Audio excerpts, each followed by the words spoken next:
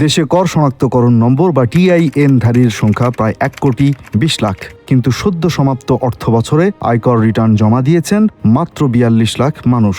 অর্থাৎ অর্ধেকের বেশি প্রায় 78 লাখ টিআইএনধারী রয়েছেন কর ব্যবস্থার বাইরে।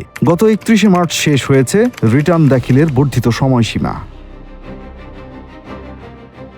এবার এসব নন ফাইলার বা রিটার্ন জমা না দেওয়া ব্যক্তিদের ধরতে মাঠে নামছে এনবিআর। ই সিস্টেমের মাধ্যমে স্বয়ংক্রিয়ভাবে তালিকা তৈরি করে তাদের কাছে পাঠানো হবে নোটিশ। এরপরও সাড়া না দিলে সরাসরি করদাতার বাসায় গিয়ে আয় ব্যয়ের হিসাব যাচাই করবেন কর পরিদর্শকরা। এনবিআর চেয়ারম্যান জানিয়েছেন, স্বয়ংক্রিয়ভাবে তালিকা তৈরির কাজ চলছে। কর নিরীক্ষায় স্বচ্ছতা আনতে চালু হয়েছে risk base automated audit selection. ফলে এখন থেকে কোনো মানবিক হস্তক্ষেপ ছাড়াই স্বয়ংক্রিয়ভাবে করদাতা নির্বাচন করা হবে।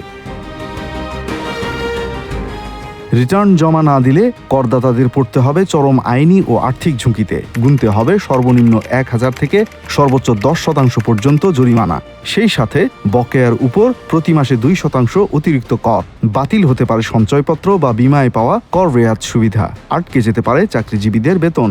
এমনকি ব্যাংক ঋণ, ক্রেডিট কার্ড, জমি বা ফ্ল্যাট কেনাবেচাতেও পড়বে প্রভাব। সবচেয়ে বড় শঙ্কার জায়গা, রিটার্ন না দিলে বিচ্ছিন্ন করা হতে পারে গ্যাস, বিদ্যুৎ ও পানির মতো জরুরি সংযোগ।